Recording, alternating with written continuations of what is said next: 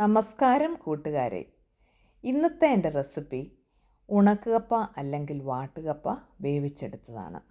ഇത് ശരിയായ രീതിയിൽ, ആരോഗ്യപ്രദമായ രീതിയിൽ എങ്ങനെ ഇത് വേവിച്ചെടുക്കാമെന്ന് നോക്കാം. വെസ്റ്റേൺ നാടൻ റെസിപ്പിയിലേക്ക് എല്ലാവർക്കും സ്വാഗതം. ഇതിനായിട്ട് 2 കപ്പ് ഉണക്കുകപ്പ 8 മണിക്കൂറോളം വെള്ളത്തിലിട്ട് കുതിർത്തെടുത്തതാണ്.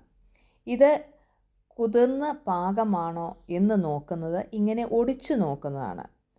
ഈസി ആയിട്ട് ഒടിഞ്ഞു വരുമെങ്കിൽ അത് നല്ലതായിട്ട് കുതിർന്നിട്ടുണ്ട്. ഇതിനോടകം ഒരു 7 കപ്പോളം വെള്ളം നല്ലതായിട്ട് തിളപ്പിച്ചെടുക്കുക. ഒരു 3/4 മണിക്കൂറോളം ഇത് ഇങ്ങനെ തിളപ്പിച്ച് തന്നെ വേവിച്ചെടുക്കുക. പ്രഷർ കുക്കറിൽ കപ്പ വേവിക്കുന്നത് ഒട്ടും ആരോഗ്യപ്രദമല്ല. അതിലുള്ള കയ്പ്പ് ആ കപ്പയിലേക്ക് അബ്സോർബ് ചെയ്യുകയും ഡയബറ്റിക് രോഗികളിൽ ഡയബറ്റീസിൻ്റെ എമൗണ്ട് കൂടുതലാക്കുകയും ചെയ്യും. പിന്നെ അരയ്ക്കാനായിട്ട് വേണ്ടത് 1 കപ്പ് തേങ്ങ, 1/2 ടീസ്പൂൺ ജീരകം, 4 അല്ലി വെളുത്തുള്ളി, 6 കാന്താരി, 5 ചുമന്നുള്ളി, 1/2 തൊട്ട് 1 ടീസ്പൂൺ വരെ മഞ്ഞൾപ്പൊടി. ഇതെല്ലാം കൂടെ ചേർത്ത് തേങ്ങ ഒന്ന് ഒതുക്കിയെടുത്തിട്ടുണ്ട്. കപ്പ വേവിച്ച് വെള്ളം ഊറ്റി കളഞ്ഞിട്ടുണ്ട്. അതിലേക്ക് തീ ഒരു മീഡിയം ഹീറ്റിലേക്ക് വെച്ചിട്ട് ഈ ഒതുക്കിയെടുത്ത തേങ്ങ, കുറച്ച് കരിവേപ്പിലയും ചേർത്ത്, കൂടാതെ ഒരു 1/4 കപ്പിൽ താഴെ മിക്സി കഴുകിയ വെള്ളവും കൂടെ ചേർക്കുക. വീണ്ടും ഒരു 10 മിനിറ്റോളം ഇത് വേവിച്ചെടുക്കണം. ആവശ്യത്തിന് ഉപ്പും ചേർക്കുക.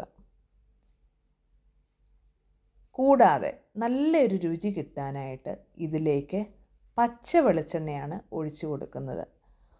1 ടേബിൾ സ്പൂൺ പച്ച വെളിച്ചെണ്ണയും കൂടെ ഇതിലേക്ക് ഒഴിച്ചു കൊടുക്കുക.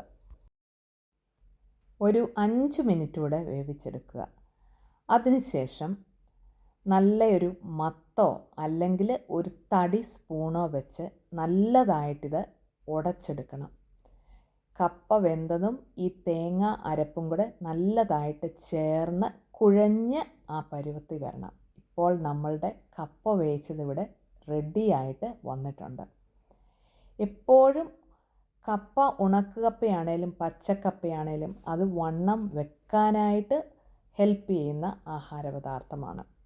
ഈ റെസിപ്പി ഇഷ്ടപ്പെട്ടെങ്കിൽ ഒരു ലൈക്ക് തരാനായിട്ട് മറക്കരുത്. ആദ്യമായിട്ട് കാണുന്ന കൂട്ടുകാരെ ഒന്ന് സബ്സ്ക്രൈബ് ചെയ്ത് സപ്പോർട്ട് ചെയ്യുക. Thank you.